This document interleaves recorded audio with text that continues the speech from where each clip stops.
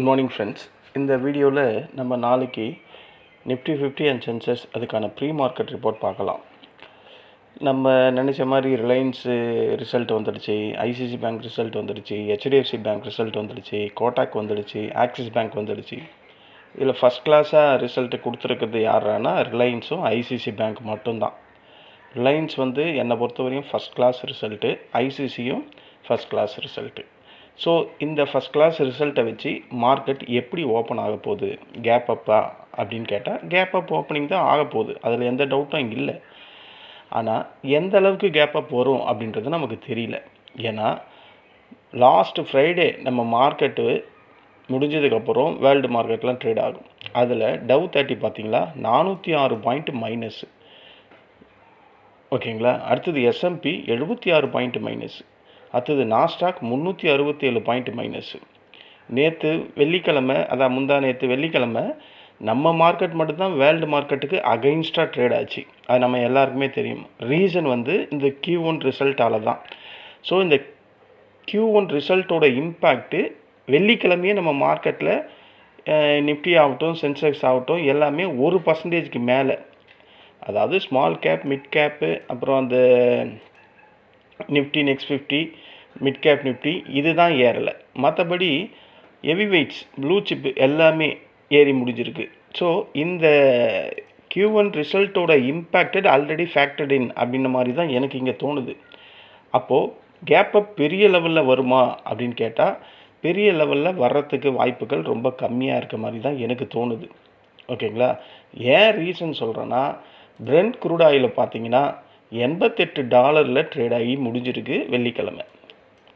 இது மண்டே நாளைக்கு காலையில் ஓப்பன் ஆகும்போது இவன் 90 போயிட்டா நமக்கு கேப் அப் அந்த வாய்ப்புகள் பெரிய லெவலில் குறையிறதுக்கான வாய்ப்பு இருக்குது. அதனால தான் நான் சொல்கிறேன். இப்போவே அவன் 88 இருக்கான், இது குறைஞ்சா பரவாயில்ல, நமக்கு கேப் அப் ஓரளவுக்கு வர்றதுக்கு இன்னும் கொஞ்சம் அதிகமாக பாயிண்ட்ஸ் வரும்னு சொல்லலாம். இவன் இன்க்ரீஸ் ஆகிட்டு தானே இருக்கான். இவன் இன்க்ரீஸ் ஆகிறது இல்லாமல் வேர்ல்டு மார்க்கெட் எல்லாமே செக் பண்ணால் டெக் ஸ்டாக்கு இந்த காஸ்பி பாருங்கள் 6% 463 பாயிண்ட் மைனஸ். எஸ்டிஐ பாருங்கள், டேக்ஸ் பாருங்கள், டேக்ஸ் கூட கம்மியாக தான் இருக்கா. நிக்கி பாருங்கள், ஹாங்செங் பாருங்கள், எல்லாமே பெரிய லெவலில் 2%, 3%, 4%ன்னு விழுந்திருக்கானுங்க. ஏன் எஸ்எம்பியே 1%க்கு மேலே தான் விழுந்திருக்கு, நாஸ்டாக்கே 1.5% விழுந்திருக்கு. அப்படி இருக்கும்போது நமக்கு ஹெச்டிஎஃப்சி அது பெரிய லெவலில் ரிசல்ட்டு கொடுக்கல, ஆக்சிஸ் பேங்க்கும் கொடுக்கல, கோட்டாக்கும் கொடுக்கல. ஸோ கொடுத்தவன் ரிலையன்ஸும் ஐசிசி பேங்க் மட்டும்தான். ஸோ இந்த 3 இப்படி இருக்குது, 2 இப்படி இருக்குது. பெரிய பிரச்சனை என்ன இருக்குன்னா, வேர்ல்டு மார்க்கெட் நமக்கு அகைன்ஸ்டாக இருக்குது, பெரிய லெவலில் மைனஸில் இருக்குது. பத்தாவதுக்கு எஃப்ஐஎஸ் லாஸ்ட்டு ஃப்ரைடே செல்லிங் தான் பண்ணி வச்சுருக்காங்க. ஸோ ஒரு கேப் அப் வர்றது உறுதி அப்படின்றது நமக்கு இங்கே தெரிஞ்சாலும் அந்த கேப் அப் மார்க்கெட் ப்ராஃபிட் புக்கிங்காக மாறும் அப்படின்ற மாதிரி எனக்கு இங்கே தோணுது. இருக்கிறத நான் சொல்கிறேன். பட் நான் சொல்கிற மாதிரி அங்கே அப்படியே நடக்கணுன்ட்டுலாம் ஒன்றும் இல்லை. மார்க்கெட் கேப் அப் ஆகிட்டு மறுபடியும் மேலே ஏறிட்டு அதுக்கப்புறம் ப்ராஃபிட் புக்கிங் வரலாம். இல்லை மார்க்கெட் கேப் அப்பில் ஓப்பன் ஆகிட்டு சடார்னு ப்ராஃபிட் புக்கிங் வரலாம். இல்லை மார்க்கெட் ஓப்பன் ஆகும்போதே ஒரு மைல்டாக கேப் டவுனில் ஓப்பன் ஆகிட்டு சடார்னு மேலே போகலாம். எது வேணால் நடக்கலாம். பட் கேப் அப் வர்றது உறுதி, அது மட்டும் எனக்கு தோணுது, ஓகேங்களா. இதை வச்சு வேர்ல்டு மார்க்கெட்டை வச்சு, எஃப்ஐஎஸை வச்சு, இந்த பிரெண்ட் க்ரூட் ஆயிலை வச்சு நம்ம பார்க்கும்போது நம்மக்கிட்ட 2 பாசிட்டிவான நியூஸஸ், ஐசிசி பேங்க்கும் ரிலையன்ஸோட ரிசல்ட்டும் நல்லா இருந்தாலும் பெரிய லெவல் கேப் அப் வருமா அப்படின்னும் தெரியல. ஏன்னா இந்த ரிசல்ட்டை வச்சு தான் வெள்ளிக்கிழமை எல்லா இண்டெக்ஸஸுமே 1%க்கு மேலே இன்க்ரீஸ் ஆகிருக்கு. அதுவும் ஒரு காரணம். இப்போது அந்த Q1 ரிசல்ட்டோட இம்பேக்ட்டு ஃபேக்டர் இன் ஆகிடுச்சு மார்க்கெட்டில். கரெக்ட் தானே நான் சொல்கிறது? அப்போது மார்க்கெட் எந்த லெவலில் கேப் அப் வரும் அப்படின்றது நம்மளால் சொல்ல முடியாது. ஆனால் ப்ராஃபிட் புக்கிங் வர்றதுக்கான வாய்ப்புகள் அதிகம். அப்படின்னா நான் இந்த நாளைக்கு மார்க்கெட் ப்ராபபிலிட்டியை நான் 3 விதமாக திங்க் பண்ணுறேன். அதாவது முதல் வாய்ப்பு 60% கேப் அப் தான் வரும் மார்க்கெட்டில். நாளைக்கு நிஃப்டி 50 ஒரு 60% கேப் அப் கண்டிப்பாக வர்றதுக்கான வாய்ப்பு இருக்குது. ஓப்பன் ஆகும் போது ஒரு 60% கேப் அப் ஆகிட்டு மார்க்கெட் அங்கேருந்து இறங்கலாம், இல்லை அங்கேருந்து மேலேயும் போகலாம். காரணம் என்ன சொல்கிறேன்னா, ரிலையன்ஸ் வெயிட்டேஜ் அதிகம், ஐசிசி பேங்க்கு நல்ல ரிசல்ட்டு, ஃப்ரைடே மொமெண்டம் ஆல்ரெடியே ஸ்ட்ராங்காக இந்த 2 ஐசிசி பேங்க்லேயும் ஹெச்டிஎஃப்சி பேங்க்லேயும் எல்லா பேங்க்குமே நல்லா தான் இருக்குது ஃப்ரைடேயில்.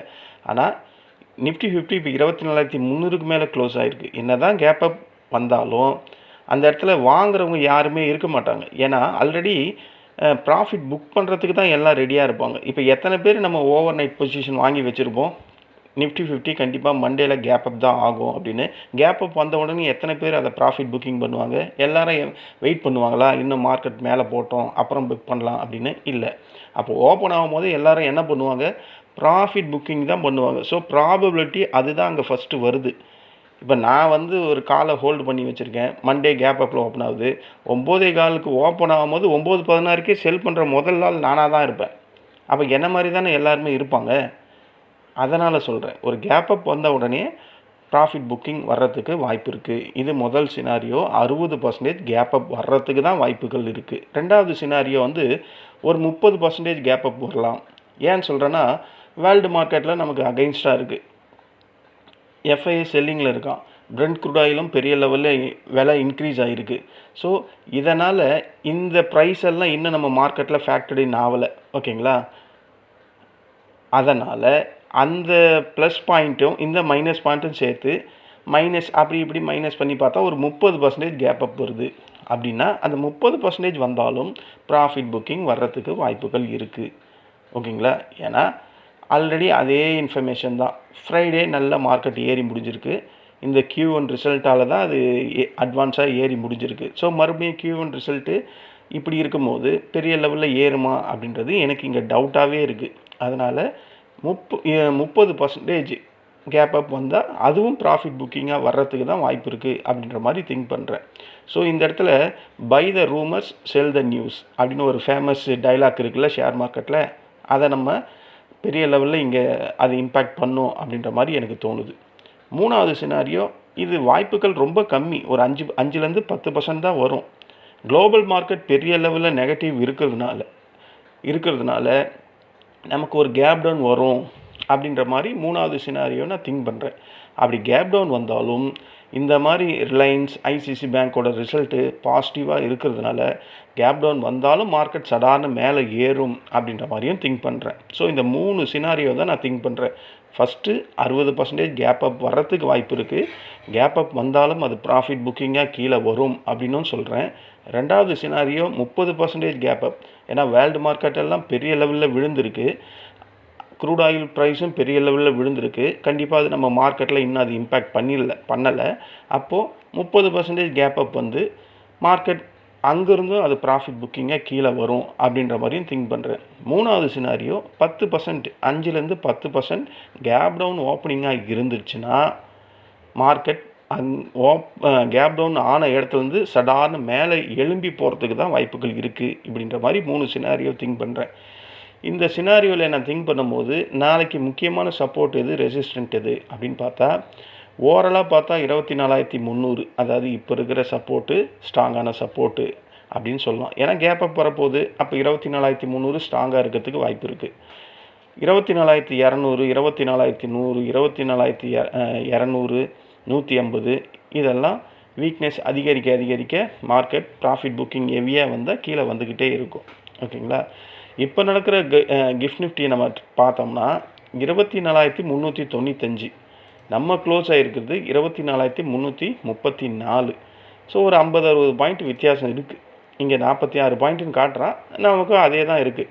ஸோ ஒரு 50 பாயிண்ட்டு இப்போதைக்கு நம்ம பாசிட்டிவில் தான் க்ளோஸ் ஆகிருக்கும்.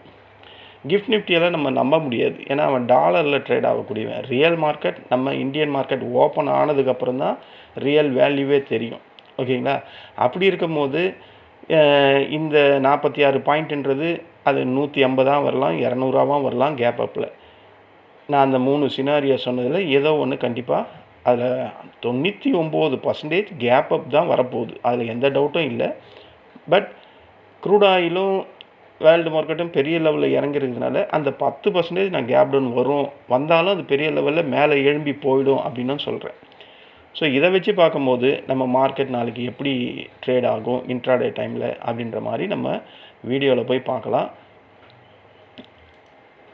இது வந்து சென்செக்ஸு சென்செக்ஸ் ஆக்சுவல் க்ளோஸ் வந்து 78,256 இருக்குது.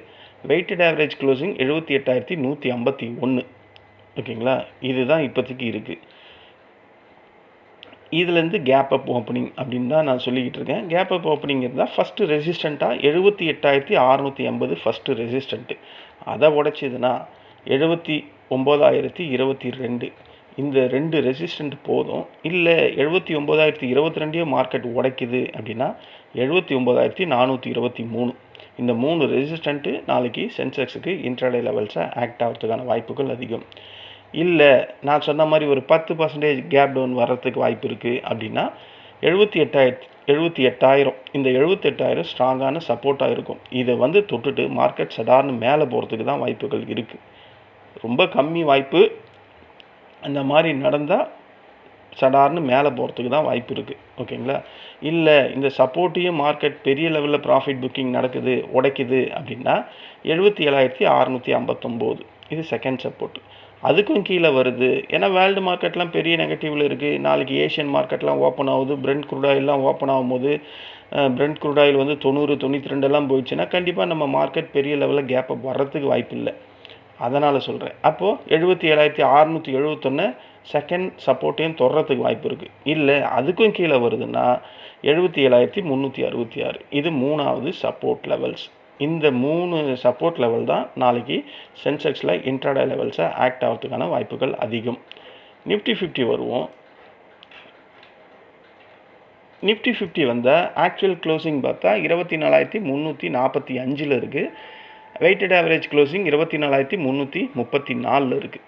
ஒரு கேப் அப் ஓப்பனிங் அப்படின்னு சொல்லும் போது 24,468 தான் ஃபஸ்ட்டு ரெசிஸ்டண்ட்டு. ஏன்னா 24,400 அப்படின்னும் போது கேப் அப் வரும்போதே அதெல்லாம் தாண்டி தான் ஓப்பன் ஆக போகுது. அப்போ 24,400 அப்படின்றது ஸ்ட்ராங்கான ரெசிஸ்டண்ட் இல்லை. அப்படின்றதுனால 24,471 நான் ஃபஸ்ட்டு ரெசிஸ்டண்ட்டாக போட்டிருக்கேன். ரெண்டாவது ரெசிஸ்டண்ட் வந்து 24,539. இதையும் மார்க்கெட் உடைக்குதுன்னா 24,608. இந்த 24,608 இதுக்கு மேலே மார்க்கெட் க்ளோஸ் ஆச்சுன்னா நான் சொன்ன மாதிரி 25,000 நோக்கி மார்க்கெட் போகும் வர வாரத்தில் அப்படின்னு நான் ஆல்ரெடியே சொல்லியிருந்தேன். 25,539 அதாவது 40 25,550 உடைக்கிறது கஷ்டமாக இருக்கும் அப்படின்ற மாதிரி எனக்கு தோணுது. பார்ப்போம். நம்ம சொல்கிறதெல்லாம் அங்கே நடக்காது. வியூகம் தான் நம்ம இப்படி இந்த மாதிரி சொல்லிக்கிட்டு இருக்கோம். மார்க்கெட்டில் டிமாண்ட் அண்ட் சப்ளைக்கு ஏற்ற மாதிரி தான் நடக்குது. அதனால் நம்ம சொல்கிறதெல்லாம் ஒரு 50%, 60% தான் ப்ராபபிலிட்டி தான். இதுதான் நடக்கணுன்ட்டுலாம் கிடையாது. ஓகேங்களா, அதுக்கேற்ற மாதிரி தான் நம்ம ட்ரேட் பண்ணிக்கணும். இது நாளைக்கு நிஃப்டி 50ல் ரெசிஸ்டண்ட்டாக ஆக்ட் ஆகிறதுக்கான வாய்ப்புகள் அதிகம். இல்லை ஒரு மைல்டாக ஒரு கேப் டவுன் கிடைக்குது அப்படின்னா 10% சொன்னால அது மாதிரி வந்தால் ஃபஸ்ட்டு சப்போர்ட்டு 24,247 இது ஃபஸ்ட்டு சப்போர்ட்டு. அதையும் மார்க்கெட் உடைக்குது அப்படின்னா அதுக்கப்புறம் இருக்குது 24,163 அதையும் உடைக்குதுன்னா 24,994 இந்த 3 சப்போர்ட் போதும். அதுக்கும் கீழே வருதுன்னா 24,000 தான் very very very strong support. ஓகேங்களா, எனக்கு தெரிஞ்சு இந்த 24,150க்கு கீழே மார்க்கெட் உடஞ்சாவே வீக்னஸ் ஆகிடும். மார்க்கெட் கண்டிப்பாக 24,000 நோக்கி வரும் அப்படின்றதுல எந்த டவுட்டுமே கிடையாது. இதுதான் நாளைக்கு நிஃப்டி 50க்கான இன்ட்ராடே லெவல்ஸ். ஓகேங்களா, இப்போ இந்தியா விக்ஸ் எவ்வளோ இருக்குது அப்படின்னு நம்ம பார்த்தா 13.15 அதாவது லாஸ்ட்டு ஃப்ரைடே ஒரு 2% இன்க்ரீஸ் ஆகிருக்கு. இப்போ நம்ம மார்க்கெட்டில் ஓகே எல்லாம் பார்த்துட்டோம். வேறு என்ன பேட் நியூஸஸ் இருக்குது அப்படின்னு பார்த்தா யூஎஸ் மார்க்கெட் வீக் க்ளோஸ் அது நம்ம டிஸ்கஸ் பண்ணது தான். எஃப்ஐ செல்லிங் அதையும் நம்ம டிஸ்கஸ் பண்ணிட்டோம். 3வது க்ரூட் ஆயில் விலை பெருசாக இருக்குது அதையும் டிஸ்கஸ் பண்ணிட்டோம். இந்த ஒரு விஷயத்தை மட்டும்தான் நம்ம டிஸ்கஸ் பண்ணல. இந்த middle east geopolitical tension அந்த ரிஸ்க்கு குறைஞ்சிருக்கா கேட்டால் குறையல, அதிகப்படியாக ஆகிட்டுருக்கு. இன்றைக்கி கூட ஒரு நியூஸ் அது சம்மந்தமாக. ஸோ இந்த மாதிரி நியூஸஸ் எல்லாம் இருக்கும்போது நம்ம மார்க்கெட்டில் இந்த மாதிரி ஒரு குட் நியூஸ் இருந்தால் அந்த குட் நியூஸ் பேட் நியூஸாக மாறுறதுக்கு தான் வாய்ப்புகள் அதிகம். எத்தனை வாட்டி நம்ம பார்த்துருக்கோம் இதே மாதிரி. ஸோ வாய்ப்புகள் என்ன இருக்குது அப்படின்னு என்னை பற்றி கேட்டால் மார்க்கெட் ஒரு கேப்பை பாசிட்டிவ் சைட் போகிறதுக்கு வாய்ப்பு இருக்குது. ஆனால் அந்த பாசிட்டிவ் சைடை மார்க்கெட் கண்டினியூஸாக ஃபாலோ பண்ணுமா, இன்ட்ராடே ஃபுல்லாக கேப்சர் பண்ணி மேலே போகுமான்னு கேட்டால் அது ரொம்ப டவுட்டாக இருக்குது. ஏன்னா எல்லாமே அகெயின்ஸ்ட் த மார்க்கெட்டாக இருக்குது, நமக்கு எதிராக இருக்குது. ஸோ ரிலையன்ஸ் ரிசல்ட்டு நல்லா வந்திருக்கு, ஓகே. ஐசிஐசி பேங்க் ரிசல்ட்டும் நல்லா வந்திருக்கு, ஓகே. இந்த ரிசல்ட்டோட இம்பேக்ட் தான் லாஸ்ட் வெள்ளிக்கிழமை நடந்திருக்கு, அதுவும் முடிஞ்சிடுச்சு. அப்போது என்னுடைய ப்ராபபிலிட்டி வியூ நான் சொன்ன அந்த 3%, அதாவது 3 சினாரியோ தான். கேப் அப் ஓப்பனிங் 60லேருந்து 65 ஒரு சினாரியோ, ரெண்டாவது ஃப்ளாட் ஓப்பனிங், அதாவது ஃப்ளாட் ஓப்பனிங்னா மினிமம் 30% கேப் அப் வந்து அங்கேருந்து ப்ராஃபிட் புக்கிங் வரலாம். கேப் டவுன் ஓப்பனிங் அது 5லேருந்து 10% இருக்கலாம். கேப் அப் வந்தாலும் அதை நாள் முழுக்க சஸ்டெயின் பண்ணுறது அப்படின்றது ரொம்ப கஷ்டம். என்ன தான் ரிலையன்ஸ் ஐசிசி கேப் அப் மார்க்கெட்டுக்கு கொடுத்தாலும் வேர்ல்டு மார்க்கெட் பெரிய லெவலில் ப்ராஃபிட் புக்கிங் நடந்து முடிஞ்சிருக்கு. ஸோ இந்த கேப் அப் நமக்கு ட்ராப்பாக ஆகுமா இல்லையா அப்படின்றது பெரிய மில்லியன் டாலர் கொஸ்டின்ஸாக இருக்குது. இந்த கொஸ்டின்ஸ்க்கான விளக்கம் நாளைக்கு தான் மார்க்கெட் நமக்கு சொல்ல போகுது. அது வரையும் நம்ம வெயிட் பண்ணி தான் பார்க்கணும். இதுதான் ஃப்ரெண்ட்ஸ் நாளைக்கான நிஃப்டி 50 அண்ட் சென்செக்ஸ்க்கான ப்ரீ மார்க்கெட் ரிப்போர்ட்டு. இங்கே ஒரு டிஸ்க்ளைமர், இங்கே நான் கோடிட்டு காட்டியிருக்க இந்த ரெட்டு, இந்த ப்ளூ, இந்த க்ரீன் லைன்லாம் ஒரு ட்ரேடிங் ரெக்கமெண்டேஷன் லைன்ஸ்லாம் கிடையாது, ஓகேங்களா. இதை பிளைண்டாக நம்பி எந்த ட்ரேடும் எடுத்து உங்களோட பொன்னான வேல்யூபிள் காசை இழந்துடாதீங்க.